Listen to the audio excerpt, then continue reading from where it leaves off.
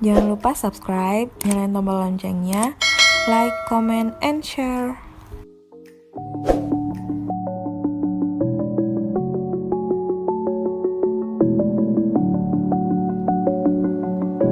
Baiklah, langsung saja kita ke materi. Organisasi global. Organisasi global merupakan organisasi yang cakupan dan anggotanya luas, terdiri atas beberapa negara di berbagai benua. Organisasi global mempunyai cakupan dan tujuan masing-masing yang dapat kita klasifikasikan sebagai berikut.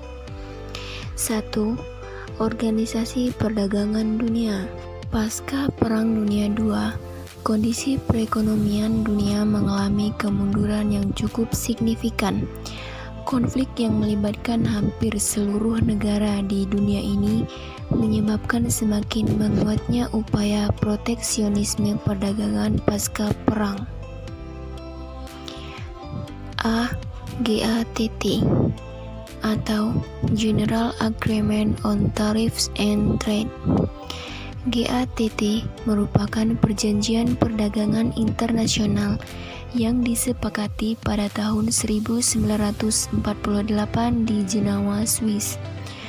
Tujuan pokoknya adalah untuk menciptakan perdagangan internasional yang bebas, membantu menciptakan pertumbuhan ekonomi dan pembangunan. WTO atau World Trade Organization.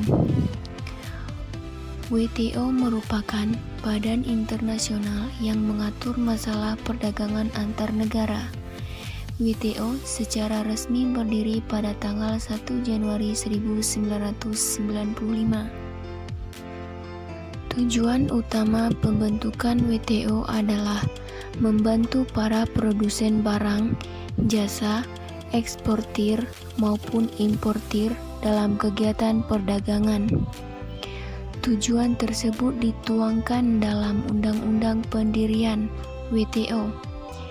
Fungsi atau tujuan WTO sebagai berikut. 1. Mendukung pelaksanaan, pengaturan, dan penyelenggaraan persetujuan yang telah dicapai untuk mewujudkan sasaran perjanjian tersebut. 2. Sebagai forum perundingan bagi negara-negara anggota mengenai perjanjian yang telah dicapai beserta lampiran-lampirannya. 3. Mengatur pelaksanaan ketentuan mengenai penyelesaian sengketa perdagangan. 4. Mengatur mekanisme peninjauan kebijakan di bidang perdagangan. 5. Menciptakan kerangka kebijakan ekonomi global yang bekerja sama dengan Dana Moneter Internasional atau IMF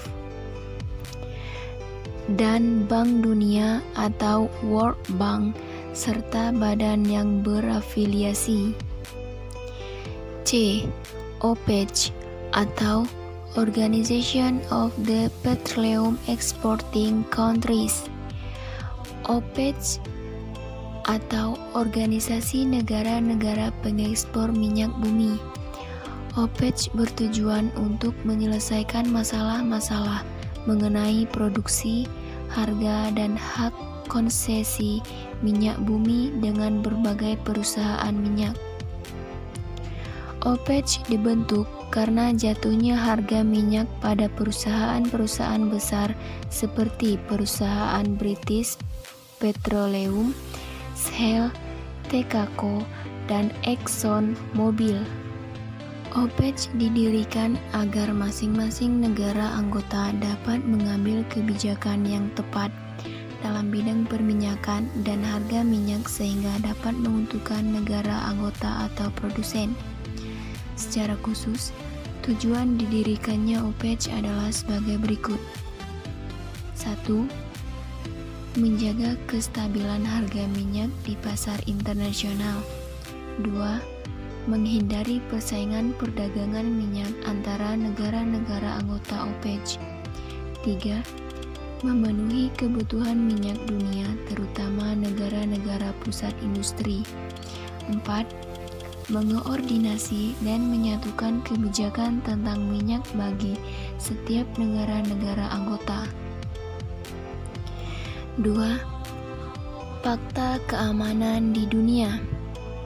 Salah satu bidang pertahanan keamanan adalah dengan pembentukan persekutuan pertahanan, atau yang lebih terkenal dengan istilah Fakta Pertahanan. A. NATO atau North Atlantic Treaty Organization. NATO adalah sebuah organisasi pertahanan Atlantik Utara yang didirikan pada 4 April 1949.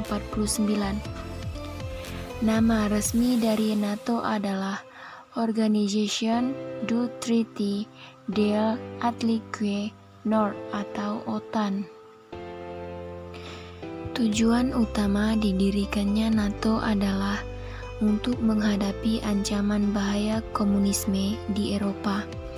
Di samping itu, NATO juga didirikan untuk menciptakan keamanan bersama bagi negara-negara yang berada di kawasan Atlantik Utara. Adapun tujuan lain dari didirikannya NATO adalah sebagai berikut. A. Menyelesaikan sengketa secara damai. B.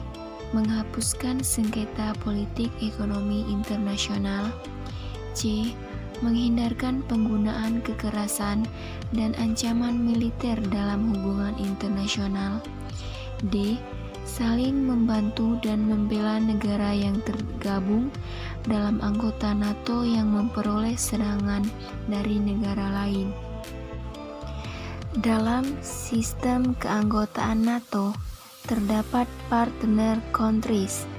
Dalam partner countries ini, NATO mengajak negara-negara lain yang tidak menandatangani North Atlantic Treaty untuk turut bergabung dalam mengatasi tantangan yang dihadapi serta bekerjasama menciptakan keamanan bagi dunia internasional. Negara-negara yang termaksud dalam partner countries ini antara lain Australia, Jepang, Korea Selatan, dan Selandia Baru. B. Pakta Warsawa. Pakta Warsawa adalah sebuah aliansi militer negara-negara komunisme di Eropa Timur. Pakta Warsawa resmi ditandatangani pada 4 Mei 1955 di Warsawa, Polandia.